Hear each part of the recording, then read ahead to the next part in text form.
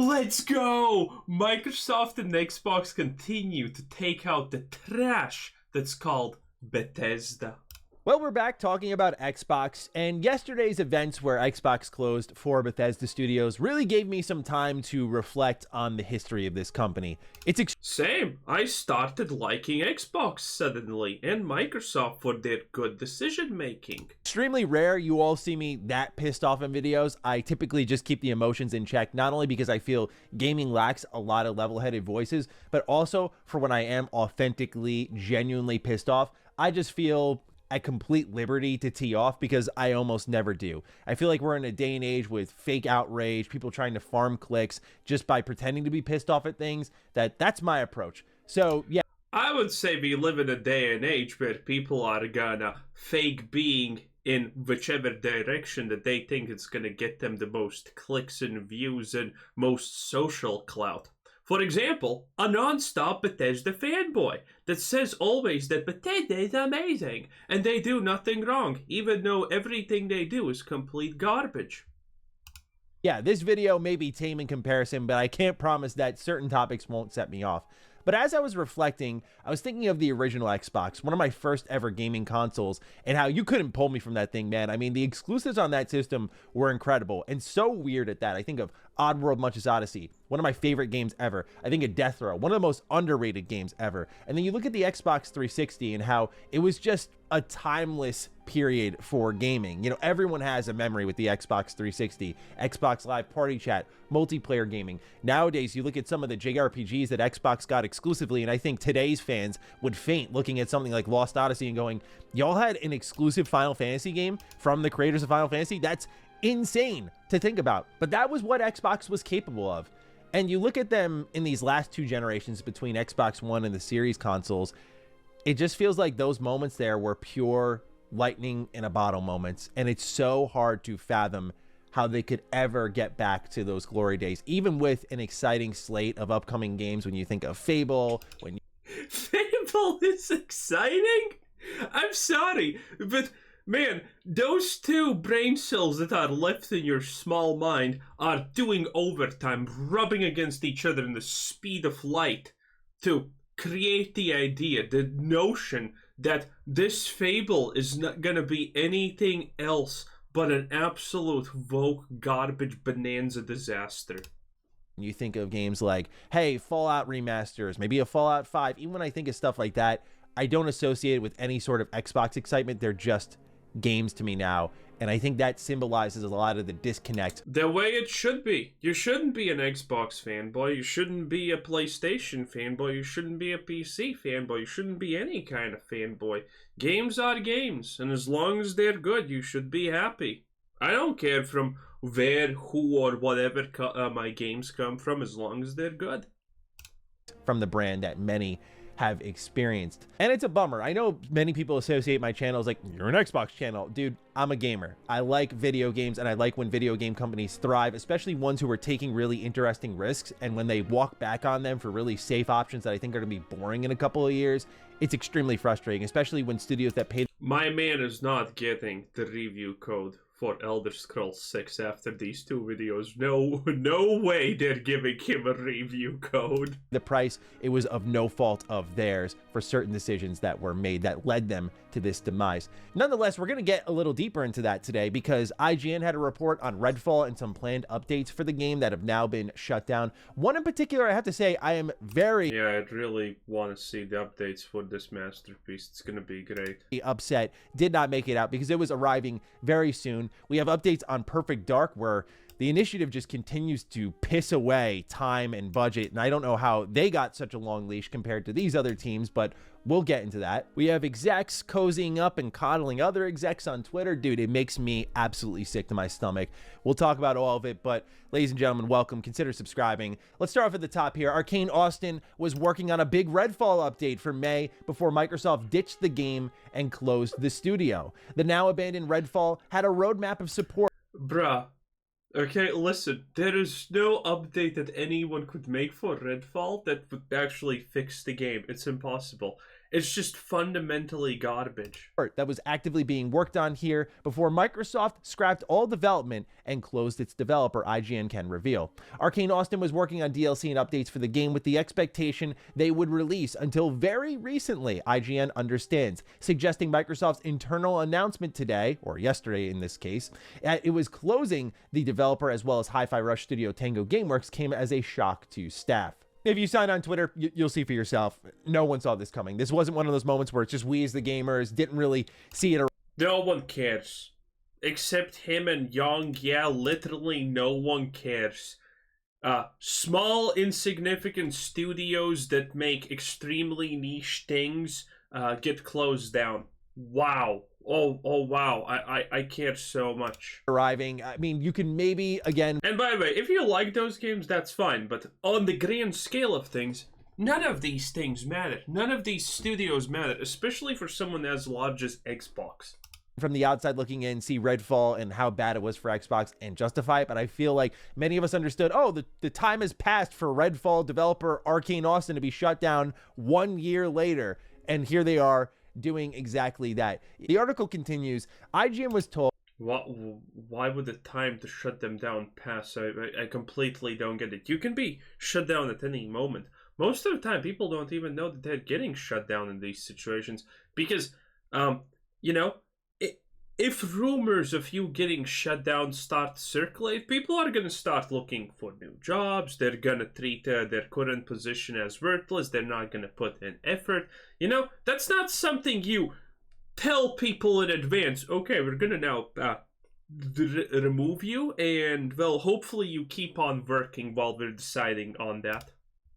That the now canceled Hero Pass content, which was set to add 2 new characters to the vampire co-op shooter, was scheduled for release this Halloween. If it had come out then, the Hero Pass would have released a year and a half after Redfall suffered a disastrous launch and with an ever-shrinking player base.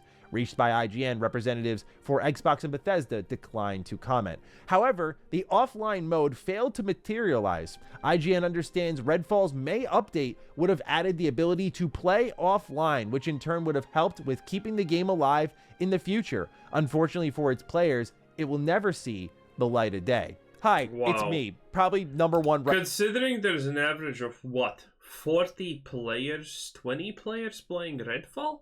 Dude, that thing has no future. No one cares about the offline mode. Promises not delivered? Oh no. Literally only 5 people in the world honestly care at this point. Redfall hater. This is bullshit. All right, this is bullshit because this is what I'm talking about with preservation. It's not just about preserving talent, as I talked about yesterday. It's also about preserving the software. Redfall is a mistake Xbox and gamers should remember. It shouldn't just be forgotten to the sands of time and YouTube videos that you can look up one day if you randomly remember, hey, that game Redfall, remember how bad that was at launch? That's all it's going to become because we couldn't get a little bit of extra time to get the offline update out. Look, again, I'm not one of those Redfall apologists that I sometimes see online where they go, actually, it's quite good now. It's an enjoyable game. Dude, that's actually so funny. I saw people commenting in the comments yesterday, well, you haven't played Redfall now. It's actually really good. Redfall's actually really good now. You should play it. No, thank you. I'm fine. I'm good. How about no? Your McDonald's shift is starting soon. Miss me with that, but for real, this deserved this update just to preserve it. It deserves to exist like any game because we are doomed to repeat our history if we continue to bury it over and over and then forget it and then repeat it once more. It's, as someone who's a staunch believer in game preservation, it's incredibly frustrating to see us continue to walk down this path of ignoring preserving software. Again, I understand server costs. I understand if you don't want to keep it online, but for God's sakes, you could play Marvel Avengers. Isn't preserving a game technically preserving... Oh, no, it is software. Yeah. Hardware was the shiny things that you're not supposed to eat and you put glue on. Software was the things you install on the magic screen of light. Avengers offline. Come on, man. Like this is ridiculous. And look, even something like Babylon's Fall, a game that I also thought was really bad, even though I love Platinum Games, that should still be up and running. Like, we can't just make these online games. Oh, shucks, didn't work. We just spent 4 years making this thing and yep, see ya, gone. Check out a YouTube video. Pretty sure, yes, we can. Pretty sure, yes, we can. If you're interested in what it was. No, like you look behind me at my collection, right? These are games I can pull off the shelf at any time, put the disc in my PlayStation, Xbox, GameCube, whatever system comes to mind, put the cartridge in and load that bad boy up. It is not forgotten. Half of these games most likely can be disabled. More than half of these games can most likely be disabled, and you can get banned by the developer even though they're on hard disk. It doesn't matter as long as you're connected to the internet. Congratulations. Most likely they can ban you and ban your CD or whatever. It's not that hard. It's really not that hard. Also, I'm pretty sure you can torrent Redfall if you care so much about it truly. I mean, most things are torrentable for almost all of existence. To time. One of the major questions coming out of yesterday's news is, why is this happening? You don't just make these changes if things are going well. We already saw the explanation inside. You do. We talked about it. All of these are extremely normal business decisions that make sense. The email, but those emails are crafted with the expectation that it's going to leak everywhere. One of the primary suspects in this case is Game Pass. Game Pass is a service I've been a big advocate of ever since it was first announced, saying it was going to change the industry. And I was right for many reasons that were good, but now many reasons that are bad. I was right in that it was going to change how games were distributed. I was right in how this was a service that was going to change how we consume games. It gives people more access. It invalidates reviews. It lets you be in the driver's seat more. It's such a bad service at the end of the day. No, seriously, again, if you are being smart with how you spend your money, Game Pass is a scam. Think about this. Why the hell would a company give you discounts or give you this amazing offer that saves you so much money if it lost them money? Why would a company ever choose to do that? The reality is Game Pass makes them more money than it loses out. Statistically speaking, you need to play 3 to 4 to 5 games a year for Game Pass to be actually worth it. Most people don't play that much. And I'm talking about, by the way, 3 to 4 games that are, well, $50 to $70 each, not cheaper. If you're talking about cheaper, it doesn't even work like that. And if you're gonna play that game for, like, for example, a year, it's actually cheaper to buy it than to keep using Game Pass for it. Over time, okay, let me explain the easiest way I can. I hope everyone understands it. But Game Pass is only valuable if you have it had it only for a single month in your lifetime. That's when it's actually valuable because, you know, you can play a game and that's it. But the longer you have Game Pass, and most people have it, you know, who have Xbox for years now and they don't stop paying for it, even though there are literally months where you do not, you know, even play a game or whatever, just because it's too much of a hustle to actually cancel it. There are literally months where you don't even get value from it.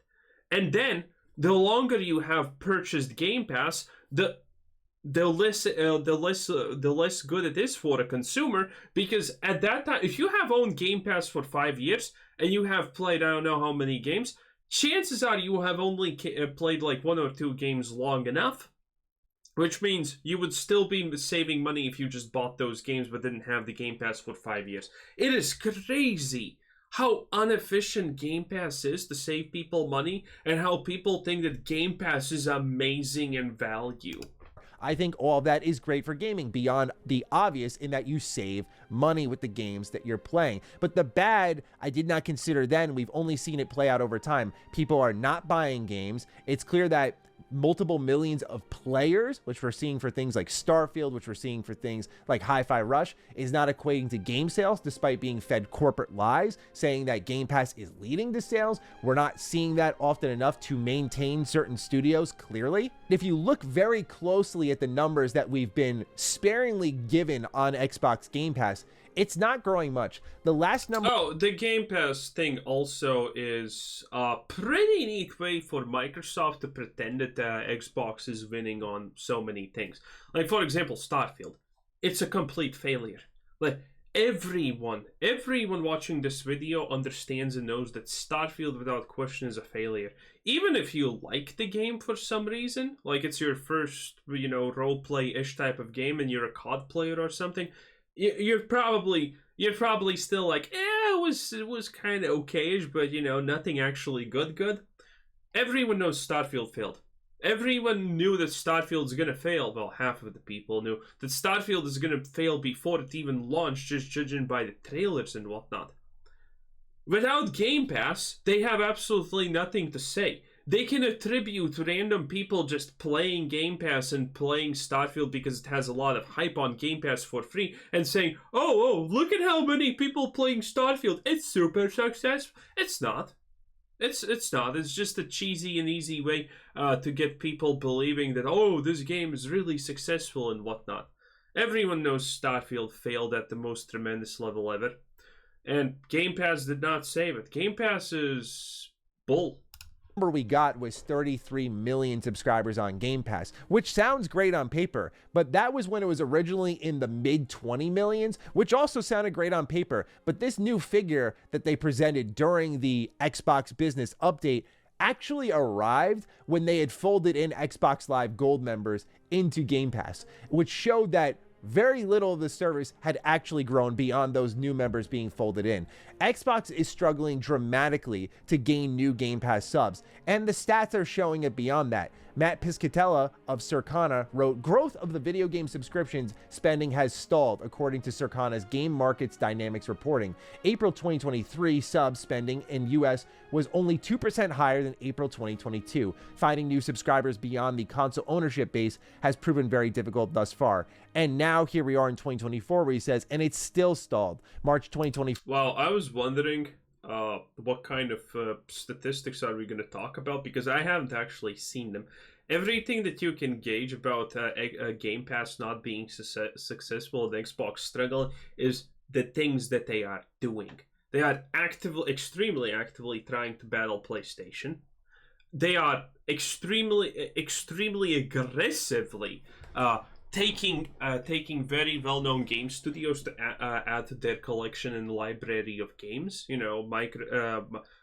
The acquisition of Activision Blizzard, buying Bethesda, 15 billion down the drain, aka, well, actually, was it 17? Don't remember. In any case, all of these things actually point in that direction. The fact that this number is 2%, it can be explained so many ways. Maybe last year more people bought microtransactions. Maybe there was a game that people bought in more. Maybe there was some kind of hype. It doesn't 2% or 1% just growth year over year, month over month is not really a reliable source of understanding is Game Pass successful or not. Now, should it be bigger? Yes, that is a given, but that does not mean that they're actually struggling or whatever, because you don't exactly know what happened at those periods of time each month.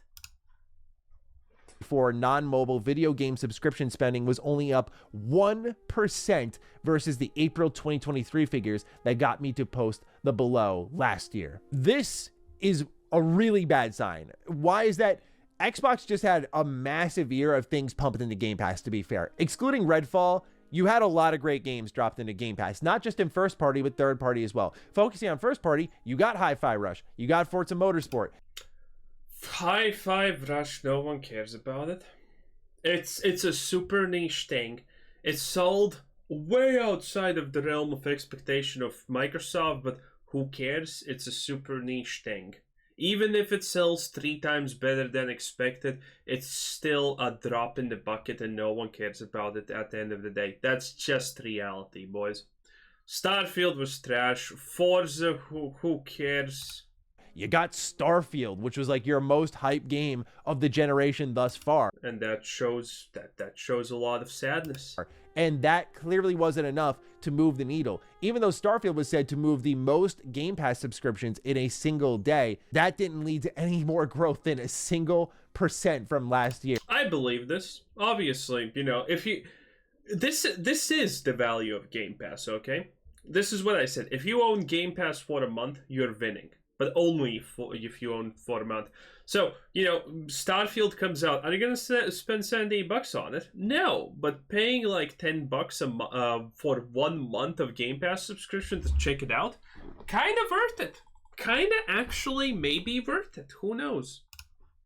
Here. That's really bad, not only for subscription retention, but also clearly growth, which is why I think these moves are being made. Game Pass is not growing. The bet was there, and I think they were smart to take that bet because Xbox was losing. They had to change their business model. But it's also because the way that they identify success is now dramatically shifting with Activision in fold. When you look at all the major shifts that have happened in Xbox, it occurred with Activision joining the company. This is where they started doing the multi-platform strategy. This is where they did all of the layoffs. This is where they've done the studio shutdowns, all of it after Activision. And the focus in the email is on apparently big IP, high profile IP, which my only sort of rationale for what happened yesterday, where you have Hi-Fi Rush being called this breakout hit in all key metrics and measurements and expectations, and then the studio making it get shut down, is that there is this new level for success, likely guided by Call of Duty, likely guided by Fallout, that these other smaller titles could never hope to reach, so just shut them down. Yes, exactly. Yes. Breakout hit. Okay, listen. A Call of Duty can fail and it's still gonna get 10 million people to buy it. Hi-Fi Rush can succeed and exceed expectations tenfold and still not even sell 50k copies. That's the difference that we're talking about. Is the answer. And you already see a extreme lack of marketing for Hellblade 2. It got a ton of trailers, but then you learn it's like a 6 to 10 hour game and recognize, oh, they have very little left to show after all. Oh, I did not check out Hellblade at all. All of these trailers that they probably... People are telling me that Hellblade is kind of good, but here is the problem of wokeness in the modern age. You hear a name called Hellblade and you see a woman protagonist? I'm sorry, but that sounds extremely modern audiences to me. Why would I even honestly bother? Even though people are telling me that Hellblade originally, you know, how many years ago was about a woman and whatnot, and that this is not even a problem, it doesn't matter. People literally hear the name Hellblade. Ah, yes, a woman protagonist. Oh, I'm sure how she's gonna woman-splain monsters and whatnot. This is gonna be great. Yeah, and everyone's like, no, thank you. No, thank you. Sounds like garbage. Sounds like woke shit. No.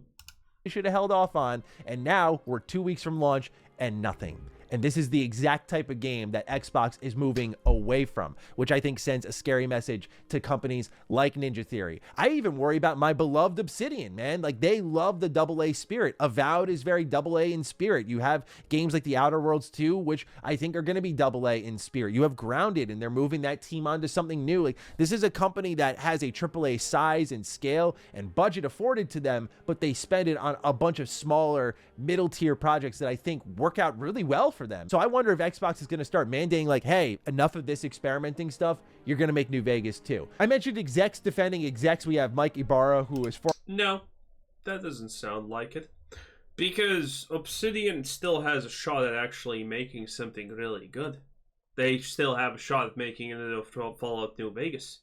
So, you know, they're not going to stop experimenting on their AA thingies. They're going to continue on doing it. With the blessings of Xbox, most likely. Formerly the president at Blizzard. He had been let go in all of the layoffs that happened across Activision Blizzard at the top of this year, defending Phil, saying that he's seeing a lot of shots at Phil over today's Xbox announcement. I get it, but... Oh, he just wants a good position in Xbox. That's pretty much it. He's like, don't call this. This is what you do. I mean, this is what you do. You want to play in that industry? Well, then, you know, you need to lick some toes. Knowing him as a human, I know this hurts him as much as anyone else. I can't speak for all the leadership there, but I do know him and I do know what he's likely going through. I'm not trying to defend the decisions. I think we all get ourselves into situations that are tough and unexpected. Certainly I have. It's part of the job, as is the accountability for the outcomes, but he's a good human and he cares deeply for the creative process and developers. That's my firsthand experience in working closely with him for 8+ years and knowing him for over 24. I 100% understand the anger and confusion, and I feel deeply sorry for those teams impacted today and over the last few months. I didn't agree with every decision he made at Xbox, and I think that was pretty clear, but I do believe in his product leadership, and I know how hard these decisions can be. Xbox could have a very bright future. I hope they are able to realize it, and all of the teams have an incredible experience together. It's certainly a tough time that needs great clarity into what the plan ahead is and how gamers everywhere can be excited for it. Look, I have no doubt Phil Spencer is a great dude, but his feet need to be held to the fire at this point. His, Matt Booty, Sarah Bond, Aaron Greenberg, the list goes on. There has to be accountability. I look at it as a sports fan. I'm wearing a Mets shirt, right? We talked about the Mets yesterday. I look at it like a sports team.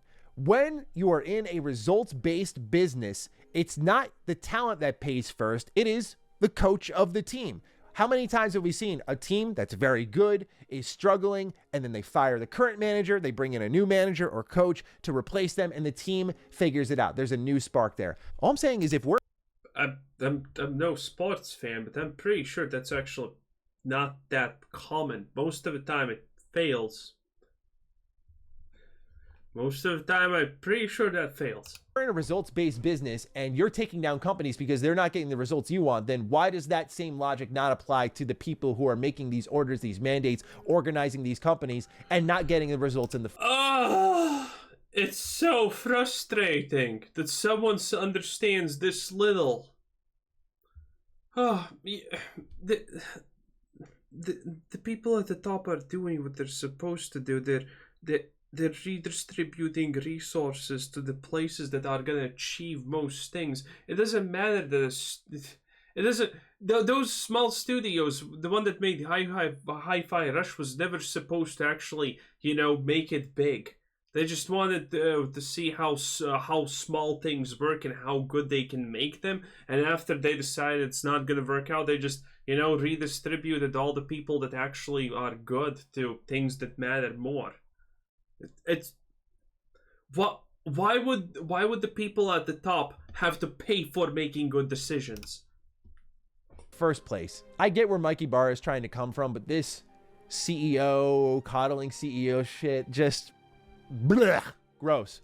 All right, we got one last bit of news here. Perfect Dark isn't going as smoothly as it should be at Xbox. This is from Pure Xbox, are they right? This started with Jeff Grubb over at Giant Bomb, who stated yesterday that based on what he's heard, the game has been in a rough state and still sounds like it is in a very rough state. Here's the quote. I have been hearing more and more, been hearing for years that Perfect Dark is in a rough state. Sounds like it is in a very rough state. And it doesn't sound like it's really come together in any way since it was first announced, and like Crystal Dynamics coming on board to help on that. Shinobi 602 has backed that up, saying it lines up, we'll see. And Alex Donaldson, who is the owner of RPG Site, says, I have some crazy stories about the development of that game I have not put into print out of respect for a team really trying to push a boulder up a steep hill, but my patience is getting thin. Many people will think I'm just bringing this up to continue to dunk on Xbox because I know how fanboy minds work, but I'm literally bringing this up to show, again, the inconsistencies I talked about yesterday.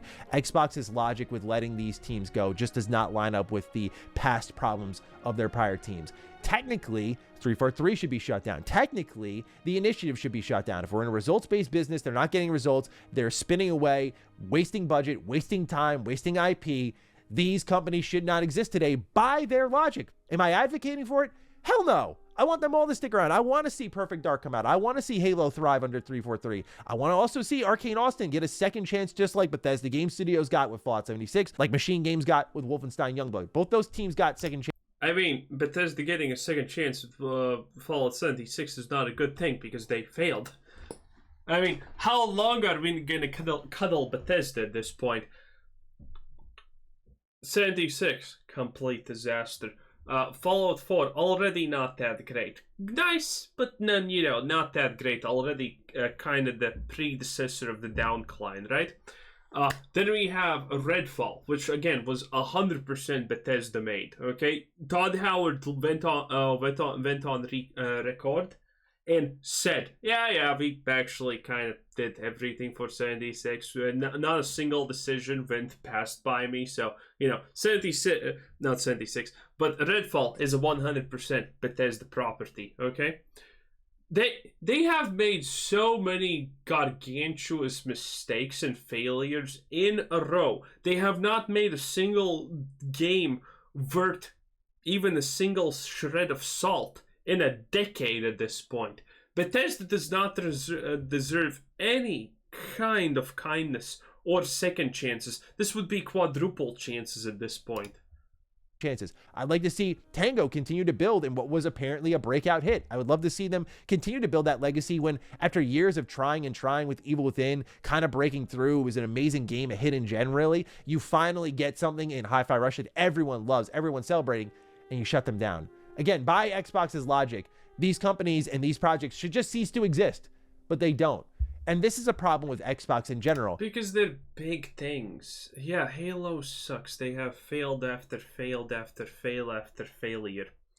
But who cares? There's not really anyone else who could really do the job better at the time. When they find someone who can do the job better, they're gonna probably kick them to the curb, the ones that are currently responsible for the disaster with Halo. They're not safe. The reality is something that people forget, well, not forget, people don't know, is the fact that who would you actually choose to lead a multi-billion-dollar company? A random person or a CEO that has already failed one multi-hundred-million-dollar company and made it go bankrupt? The reality is, you're probably picking the CEO who already made one company shut down because, well, the reality is the rando's probably gonna do way worse, way faster. I know it's a strange thing, but that's how the world works. The ability to identify key talent. Look at the layoffs that happened at the top of the year. They laid off key Call of Duty staff. That is their golden goose now. They laid off key Call of Duty staff. Think about that. That's who they're laying off. And now they're shutting down studios that were delivering them brand new experiences that could help them grow the platform in the future with especially this new multi-platform direction. Felt like the sky was the limit for all these teams to just sell their games everywhere. But that's it. That's the end. My favorite part about Call of Duty is the fact that they sell skin packs in a game where you can't actually see your character. That's so funny. Buy a skin pack for a game where you can't even see your character most of the time. That's hilarious. And it works. End of their story. It's just inconsistent. It doesn't add up. Well, whatever, Maddie. Shut up. That was Mr. Maddie Plays 10 out of 10. Bye-bye.